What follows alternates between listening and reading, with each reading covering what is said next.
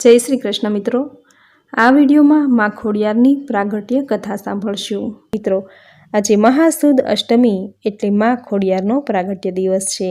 આજે માં ખોડિયારે ધરતી પર અવતાર ધારણ કરીને અનેક લોકોનો ઉદ્ધાર કર્યો હતો। આથી માં ખોડિયારમાંનો જન્મદિવસ એટલે મહામાસની શુક્લ પક્ષની અષ્ટમી તિથિ। આજે માએ ધરતી ઉપર અવતાર ધારણ કરી ભક્તોની રક્ષા કાજે ચારણ કુળમાં જન્મ લીધો। પિતાનું નામ મામડિયા અને માતાનું નામ દેવળબા। 7 બેનડી અને 1 ભાઈ સાથે માએ પોતાની કલા સહિત જન્મ લઈને ભક્તોની વારે ચડ્યા, તેના ભક્તોનો ઉદ્ધાર કર્યો। માના ભક્તો, માના બાલુડા આજે માં ખોડિયારનો જન્મદિવસ પૂરી શ્રદ્ધા અને ભક્તિથી ઉજવે છે। માના ભજન કીર્તન કરે છે, સ્તુતિ મંત્ર કરે છે, માની કથા સાંભળે છે, માને શ્રીફળ લાપસીના નૈવેદ્ય ધરાવે છે। માની કૃપા પ્રાપ્ત કરવાનો, માના આશીર્વાદ મેળવવાનો આજે શુભ અને શ્રેષ્ઠ દિવસ છે। તો મિત્રો, આજના શુભ દિવસે માં ખોડિયારની પ્રાગટ્ય કથા સાંભળશું। જો આપને આ કથા પસંદ આવે તો વિડીયોને લાઇક, શેર, કોમેન્ટ કરી, ચેનલ પર નવા છો તો ચેનલ સબસ્ક્રાઈબ કરી બાજુમાં બેલ આઇકન પ્રેસ કરી દેજો। ધન્યવાદ। તો માની કથા શરૂ કરીએ। બોલો આઈ શ્રી માં ખોડિયારની જય। 1200 વર્ષ પહેલાંની આ વાત છે। રોહિશાળામાં મામડિયા નામે એક ચારણ રહેતા હતા। તેમના પત્નીનું નામ દેવળબા હતું। પરગજ સ્વભાવના આ દંપતીને ત્યાં શેર માટીની ખોટ હતી। એમાંય એક એવી ઘટના બની કે જેને લીધે મામડિયા ચારણને હાડોહાડ લાગી આવ્યું। એ સમયે ભાવનગર જિલ્લાના વલ્લભીપુરમાં શિલાદિત્ય નામના રાજા રાજ્ય કરતા હતા। રાજા શિલાદિત્ય અને મામડિયા વચ્ચે ગાઢ મિત્રાચારી હતી। બંને એકબીજાને ન મળે ત્યાં સુધી તેમને ચેન ન પડે। તેની આ મૈત્રી કેટલાક ઈર્ષાળુ લોકોને આંખમાં કણાની જેમ ખૂંચતી। ઈર્ષાળુઓએ રાજાની કાન ભંભેરણી કરી કે મામડિયો નિસંતાન હોય તેનું મુખ જોવું ઠીક નથી। વાંજિયાનું મુખ જોવાથી રાજના કાર્યમાં વિલંબ થાય કે વિઘ્ન આવે। વાંજિયાનું મુખ જોવું એ અપશુકન છે। બીજા જ દિવસે રાજાએ મામડિયાને કહી દીધું કે મામડિયા, હવે આપણી મિત્રતા પૂરી થાય છે, તું હવે આ રાજમાં પાછો ન આવતો। મામડિયાએ જ્યારે રાજાની વાત પાછળનું આ સત્ય જાણ્યો ત્યારે તેમને ખૂબ જ દુઃખ થયું।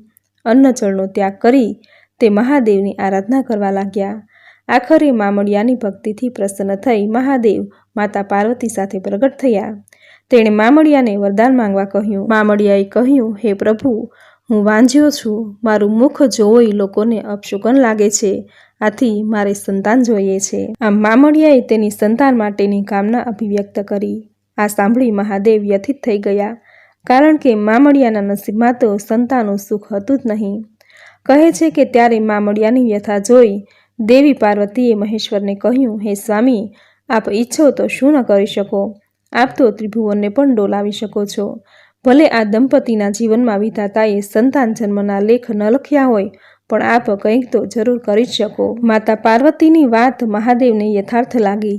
તેણે પાતાળ લોકમાંથી નાગ દેવતાને બોલાવ્યા અને કહી દીધું કે તમારી 7 દીકરીઓ અને દીકરાને તમારે મામડિયા ચારણનું મેણું ભાંગવા મોકલવા જ પડશે।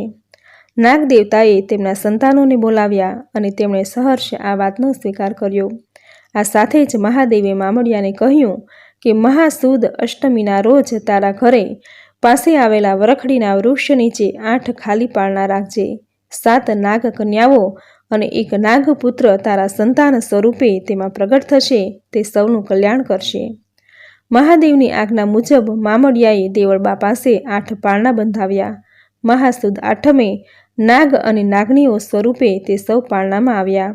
જોત જોતમાં તેમણે નવજાતનું રૂપ ધારણ કર્યું। મહાદેવની કૃપાથી મામડિયા અને દેવળબાને 7 દીકરી અને 1 દીકરાની પ્રાપ્તિ થઈ। સંતાનમાં સૌથી નાના દીકરાનું નામ મેરખ્યો રાખવામાં આવ્યું। જ્યારે દીકરીઓના નામ રાખવામાં આવ્યા આવડ, જોગડ, તોગડ, બીજબાઈ, હોલબાઈ, સાસાઈ અને જાનબાઈ। કહે છે કે સૌથી નાના જાનબાઈ એટલે જ માં ખોડિયાર। માં ખોડિયાર પરચાધારી જોગ માયા તરીકે ઓળખાયા। નાનપણથી જ તેમણે અનેક દુખિયાના દુઃખો મટાડ્યા, અનેક પરચાઓ પૂર્યા। એકવાર ભાઈ મેરખ્યાને સાપે ડંખ દીધો। માં ખોડિયારે જાણ્યું કે પાતાળમાંથી અમર કૂપો લાવી તેમનું અમૃત મેરખ્યાને પીવડાવે તો સાપનું ઝેર ઉતરી જાય અને ભાઈ સાજો થાય। માં ખોડિયારે તરત જ સમુદ્રમાં ચપલાવ્યું। તેમને સમુદ્રના મગરે મદદ કરી અમર કૂપો મેળવ્યા બાદ ઝડપથી આવતા કોઈક પથ્થર સાથે તેમનો પગ અથડાયો, જેથી માતાજી લંગડાતા ચાલવા લાગ્યા. આ જોઈ બધી બહેનો કહેવા લાગી કે આ ખોડી આવી ત્યારથી ખોડિયારનું નામ માં ખોડિયાર પડ્યું. આ પ્રમાણે ખોડિયાર માતાએ અનેકના દુઃખો દૂર કર્યા અને અનેક પરચા પૂર્યા. બીજી એક કથા એવી છે કે ભાવનગર નરેશે માતાજીને પોતાના મહેલમાં લઈ જવા માટે ખૂબ વિનંતી કરી. રાજાના અતિ આગ્રહથી વશ થઈ માતાજીએ આવવા માટે હા પાડી, પરંતુ શરત કરી કે રાજન, હું તારી સાથે તારા સ્થાને આવીશ ત્યારે તારે આગળ ચાલવાનું અને હું તારી પાછળ ચાલતી આવીશ. જ્યારે તું પાછળ ફરીને મને જોઈશ ત્યાંથી હું આગળ નહીં આવું, તે જગ્યાએ મારું સ્થાનક હશે. રાજાએ આ શરત માન્ય રાખી. રાજા આગળ અને માતાજી પાછળ ચાલી રહ્યા છે. સમય વહી જાય છે. માતાજીના ઝાંઝરનો અવાજ બંધ થતાં રાજાને શંકા ગઈ કે માતાજી મારી પાછળ આવતા નથી. એટલે રાજાએ પાછળ ફરીને જોયું અને માતાજી ત્યાં જ ઊભા રહી ગયા. રાજાને કહ્યું કે રાજા, તે શરતનો ભંગ કર્યો છે. હવે હું અહીંથી આગળ નહીં આવું. આ જ મારું સ્થાનક રહેશે. આ પવિત્ર અને અલૌકિક જગ્યા એ જ રાજપરા સ્થાનક છે. આજે આ વિશાળ મંદિરમાં દરરોજ હજારો માઈ ભક્તો આવે છે. લાપસીનો પ્રસાદ ચઢાવી શ્રીફળ વધેરી માના આશીર્વાદ મેળવે છે. રાજપરામાં આજે પણ માં જોગમાયા ખોડિયાર માં સાક્ષાત દર્શન દેતા મૂર્તિ સ્વરૂપે બિરાજમાન છે. તાતણિયા ધારાવાળી, માતેલ ધારાવાળી અને ગળધરા ધારાવાળી માં આદ્યશક્તિ જોગમાયા માં ખોડિયાર કળિયુગમાં સાક્ષાત પરચાધારી માં છે. સૌની મનોકામના પૂરી કરનાર માં ખોડિયાર છે. દુખિયાના દુઃખો મટાડી રાજવીઓના કાજ સુધારીને પોતાની ફરજ અને કર્તવ્ય પૂરું થતાં માં જોગમાયા ખોડિયારે પોતાની લીલા સંકેલી લીધી. રાજકોટ જિલ્લાના લોઢીકા તાલુકાના સાંગણવા ગામના પાદરે માં ખોડિયારનું સમાધિ સ્થાનક છે. ગામમાં આવેલા પ્રાચીન દરવાજા પાસે માં ખોડિયારનો પાળિયો છે. રાજકોટ જિલ્લાના કાગવડ ખાતે માં ખોડિયારનું વિશાળ મંદિર છે.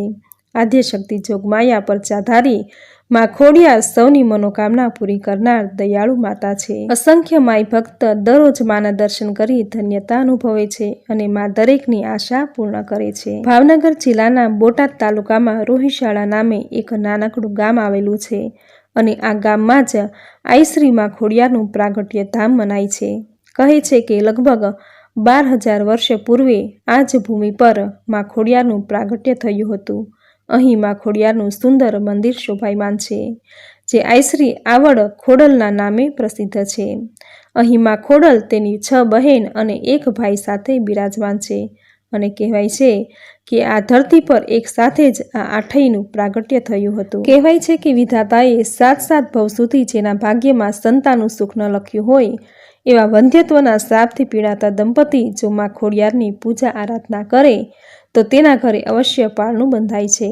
શેર માટીની ખોટ પૂરી કરે છે, કારણ કે વિધિના લેખમાં મેખ મારનારી માં ખોડિયારના ઈશારે 9 ગ્રહ ચાલે છે.